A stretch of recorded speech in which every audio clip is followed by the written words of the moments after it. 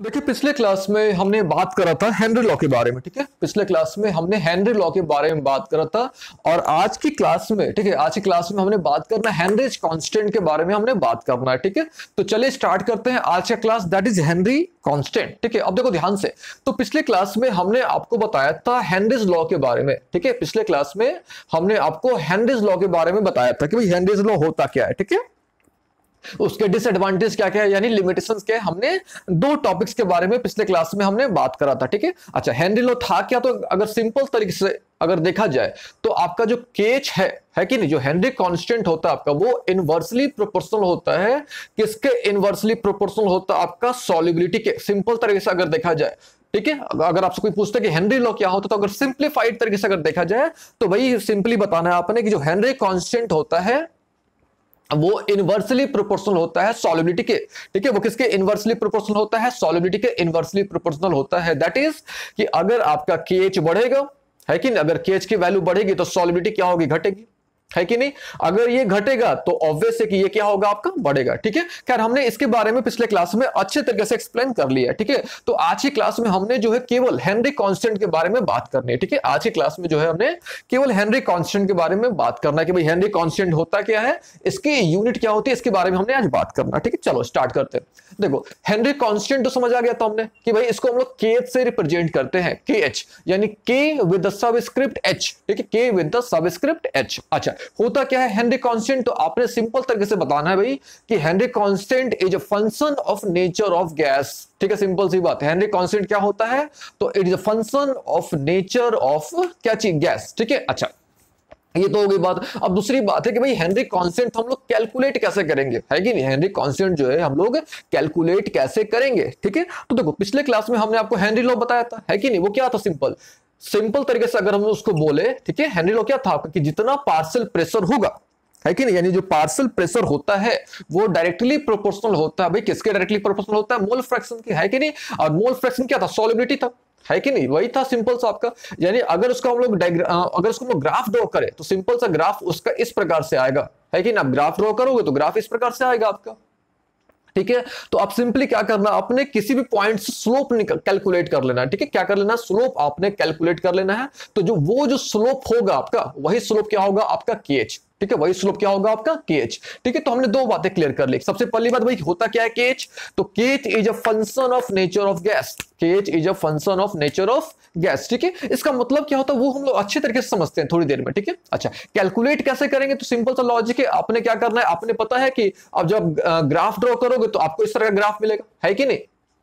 क्यों इस तरह का ग्राफ मिलेगा? क्योंकि हम लोग जानते हैं भाई कि जितना पार्शियल प्रेशर होगा, जितना प्रेशर लगेगा उतना घुलेगा, उतना सॉल्युबिलिटी होगी, है कि नहीं? तो अगर हम लोग ग्राफ ड्रॉ करेंगे तो हमको इस तरह का ग्राफ मिलेगा। तो सिंपली हमने क्या करना है, किसी भी पॉइंट से स्लोप ड्रॉ कर लेना, स्लोप कैलकुलेट कर लेना है। जो स्लोप होगा वही आपको क्या होगा? केएच। ये तो हो गया क्लियर, है कि नहीं? अब इसके यूनिट की थोड़ी बात कर लेते हैं। ठीक है, यूनिट तो देखो ध्यान से, पिछले क्लास में हमने बात करा था केएच। होता क्या है केएच? तो सिंपल सी बात है, पी यानी प्रेशर था, है कि नहीं, अपॉन मोल फ्रैक्शन, है कि नहीं, upon mole fraction of gases in किसमें था? लिक्विड, है कि नहीं, गैसेस इन लिक्विड। अब देखो ध्यान से, अब आप लोग को अच्छे तरीके से पता है कि भाई मोल फ्रैक्शन जो होता है वो यूनिटलेस होता है, इसका कोई भी यूनिट नहीं होता है कि नहीं? मोल फ्रैक्शन का कोई भी यूनिट नहीं होता है। तो बचा क्या भैया? तो बचा आपका सिंपली पी यानी प्रेशर बचा, है कि नहीं? प्रेशर यानी पार्शियल प्रेशर बचा। यानी सिंपल सी बात है भाई, जो आपका प्रेशर का जो यूनिट होगा वही किसका यूनिट होने वाला है? केएच का यूनिट होने वाला है कि नहीं? तो अगर आपसे कोई पूछता है कि भाई यूनिट क्या होने वाला है केएच का, तो सिंपली बताना भाई same as that of pressure, है कि नहीं? सेम एज दैट ऑफ किसके? प्रेशर। जो प्रेशर का यूनिट होगा वही केएच की यूनिट होगी। क्यों होगी? तो आपने बताना है भाई, क्योंकि हम लोग जानते हैं हेनरी लॉ से केएच इक्वल टू क्या होता है? पी यानी partial pressure upon mole fraction of gas in liquid, है कि नहीं? Mole fraction upon of gas in liquid. अच्छा हमने इसी का तो ग्राफ ड्रॉ करा था, है कि नहीं? ग्राफ ड्रॉ करा था, ग्राफ ड्रॉ करा तो हमने इस तरह का ग्राफ, इस तरह का हमको मिला, है कि नहीं? एक स्ट्रेट लाइन मिला, है कि नहीं? अच्छा स्ट्रेट लाइन मिला, है कि नहीं? स्ट्रेट लाइन नहीं बोलो आप इसको आप सिंपली बोलो। अगर आप देखो ध्यान से तो ये ग्राफ है, ये, है कि नहीं? y इक्वल टू एक्स का ये ग्राफ है कि नहीं? y इक्वल टू किसका ग्राफ है? ये एक्स का ग्राफ है। ठीक है, हमको ग्राफ मिला, उसका हमने स्लोप कैलकुलेट कर लिया, है कि नहीं? किसी भी पॉइंट पर आप स्लोप कैलकुलेट कर लो और वही जो स्लोप होगा क्या होगा? आपका केएच हो गया। ठीक है, ये तो खैर बात होगी, सिंपल सी बात होगी। ठीक है, अब देखो ध्यान से, तो इसका यूनिट क्या होगा, तो सिंपल सी बात है, जो प्रेशर का यूनिट होगा भाई किसका यूनिट होगा, केज का यूनिट होगा, है कि नहीं। अब प्रेशर का यूनिट क्या होता है, तो आपको पता होगा भाई एटीएम होता है, बार होता है, एमएमएचजी होता है, किलो बार होता है, मतलब बहुत सारा यूनिट होता है कि नहीं। तो हम लोग जो है नॉर्मली बार यूज करेंगे, ठीक है, ध्यान समझिएगा। हम लोग जो है नॉर्मली जो केज है आपका, केज का हम लोग जो है कौन सा यूनिट यूज करेंगे, सिंपली हम लोग यूज करना हमने बार, ठीक है। तो हमने 3 बातें क्लियर कर ली कि भैया होता क्या है केज, तो आपने बता देना it is a function of nature of gas. इसका यूनिट क्या होता है, तो भाई प्रेशर, इसका प्रेशर का जो यूनिट होता है भाई केज का यूनिट होता है। कैलकुलेट कैसे करोगे, तो सिंपली बता देना, आप ग्राफ ड्रॉ कर लो, ठीक है। आपको पता है कि दोनों डायरेक्टली प्रोपोर्शनल है, तो इसका जो ग्राफ है इस प्रकार से आएगा आपको, है कि नहीं, ये ग्राफ मिलेगा आपको, है कि नहीं।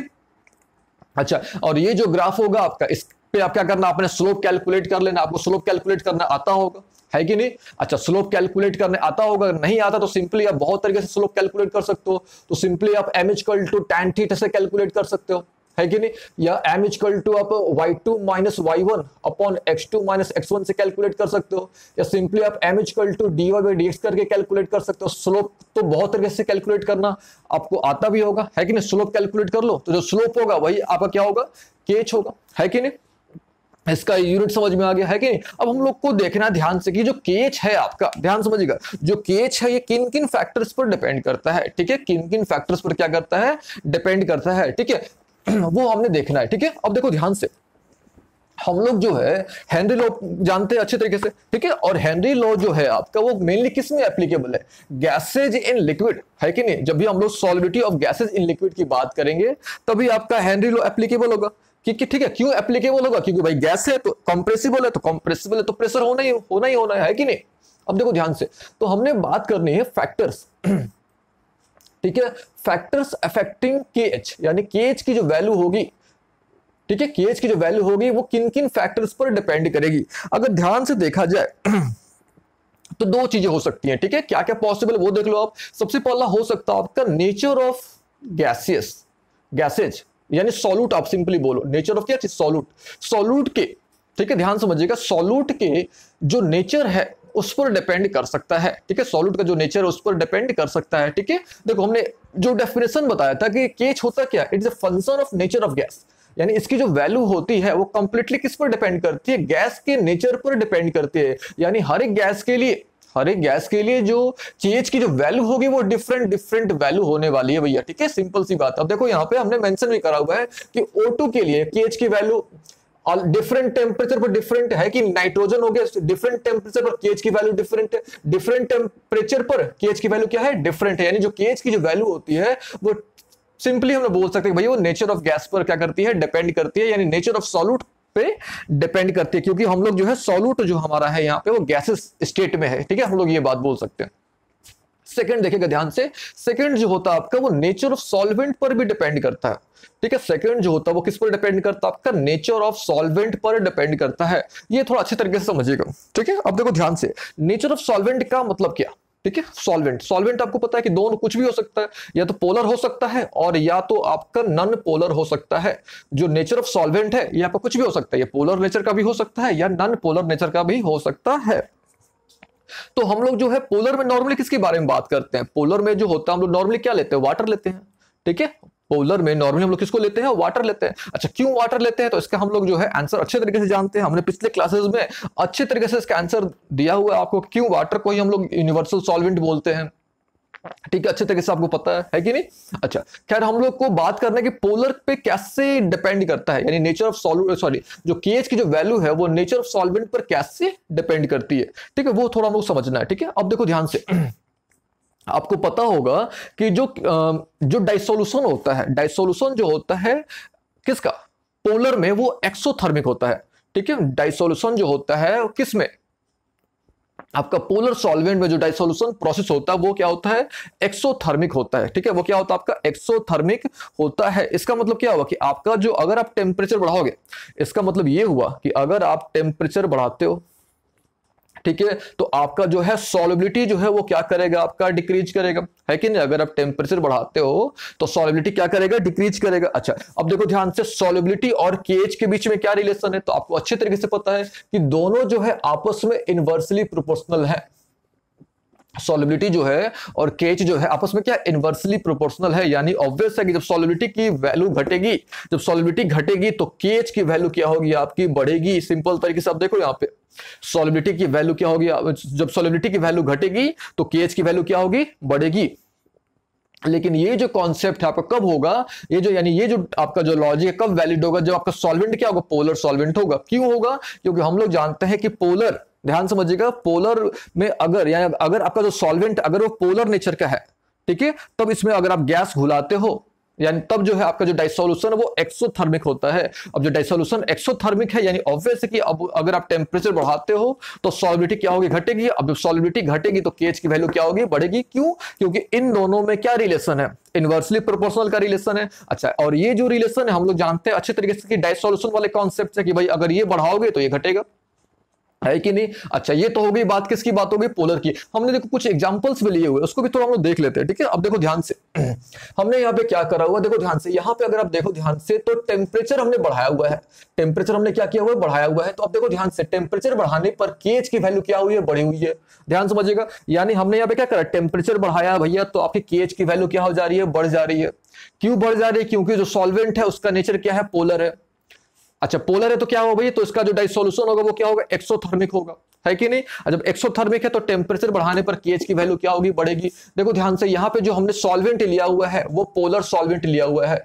सॉल्वेंट लिया हुआ हमने क्या लिया हुआ, पोलर सॉल्वेंट, यानी हमने जो है यहाँ पे वाटर पे हम लोग कैलकुलेट कर रहे हैं। यहाँ जो हमने जो भी डाटा यहाँ पे आपको जो कैलकुलेट करके लिखा हुआ है that is based on water, यानी हम लोग जो है जो डाटा यहाँ पे लिखा हुआ है वाटर के कंपैरिजन में हम आपको यहाँ पे बता रहे हैं, ठीक है। और देखो आप यहाँ पे, अब देखो यहाँ पे नाइट्रोजन की बात कर लेते हैं, टेम्परेचर हमने बढ़ाया तो देखो यहाँ पे आपका सॉरी जो केएच की वैल्यू बढ़ गई। हाइड्रोजन की बात करो, टेम्परेचर हमने बढ़ाया तो आपकी सॉल्युबिलिटी क्या होगी, बढ़ गई, है कि नहीं। तो सिंपल सी बात, अगर आपका जो टेम्परेचर बढ़ाने पर सॉल्युबिलिटी सॉरी केएच की वैल्यू अगर बढ़ रही है तो समझ लें सिंपल कि भैया जो आपका सॉल्वेंट है वो पोलर सॉल्वेंट है, ठीक है। सिंपल सी बात है, वो जो सॉल्वेंट आपका है वो क्या है, पोलर सॉल्वेंट है। तो इससे जो है आप नेचर ऑफ सॉल्वेंट को पहचान सकते हो, सॉल्वेंट का नेचर क्या है वो भी जो है आप अच्छे तरीके से पहचान सकते हो, ठीक है, कि भाई वो क्या है क्या नहीं है, ठीक है। अच्छा, अब देखो, अब थोड़ा बात कर लेते हैं, किसकी बात कर लेते हैं, नॉन पोलर की बात कर लेते हैं, है कि नहीं। अब जो है हम लोग किसकी बात कर लेते हैं, नॉन पोलर की। अब खुद सोचो आप, नॉन पोलर में क्या होगा, जस्ट इसका रिवर्स होगा, है कि नहीं। नॉन पोलर में क्या होगा, जस्ट इसका रिवर्स होगा। अब रिवर्स क्या होगा वो देखो आप, थोड़ा अब इस डाटा को देखो आप, ठीक है, ठीक है। हमने जो यहाँ पे वाटर में था तो ये था आपका, जैसे हमने ये पोलर था तो पोलर में भाई ये था, केएच की वैल्यू ये थी। लेकिन जैसे हमने सॉल्वेंट का नेचर चेंज किया, जैसे हमने बेंजीन में देखा तो भाई देखो घट गया, बेंजीन में किया घट गया, ठीक है, बेंजीन में किया क्या हो गया, घट गया। इन सिंपल सी बात अगर आप देखो, ठीक है, सिंपल तरीके से अगर आप देखो तो आपका जो केएच की जो वैल्यू है, जो केएच की वैल्यू है वो क्या होती है आपकी, घटती है। सिंपल तरीके से आप बोल सकते हो केएच की जो वैल्यू वो क्या होती है आपकी, घटती है। कब घटती है, जब आप क्या करते हो, टेम्परेचर क्या करते हो, इंक्रीज करते हो। ध्यान समझिएगा, अगर आप टेम्परेचर इंक्रीज करते हो तो अगर आपकी केएच की वैल्यू घट रही है तो समझ लो कि भैया वो जो आपका सॉल्वेंट है वो आपका एक नॉन पोलर सॉल्वेंट है, ठीक है। वो जो आपका सॉल्वेंट है वो कैसा सॉल्वेंट है, नॉन पोलर सॉल्वेंट है। लेकिन अगर आपको टेम्परेचर अगर आप बढ़ाते हो, है कि नहीं, टेम्परेचर अगर आप बढ़ाते हो तो अगर केएच की वैल्यू भी बढ़ जाती है कि नहीं, केएच की वैल्यू भी बढ़ जाती है तो समझ लो कि भैया जो सॉल्वेंट है वो आपका एक पोलर सॉल्वेंट है, फिक्स है कि वो आपका कौन सा सॉल्वेंट है, पोलर सॉल्वेंट है कि नहीं। अच्छा, ये भी आपको अच्छे तरीके से पता है कि केएच और सॉल्युबिलिटी में क्या रिलेशन है, इनवर्सली प्रोपोर्शनल है। तो अगर यहाँ पे जो है अगर आपका केएच घट रहा है तो ऑब्वियस है कि सॉल्युबिलिटी आपका बढ़ रहा है कि नहीं, सॉल्युबिलिटी क्या हो रहा है आपका, बढ़ रहा है। यानी अगर टेम्परेचर बढ़ने पर सॉल्युबिलिटी बढ़ रहा है तो समझ लीजिए कि जो आपका सॉल्वेंट है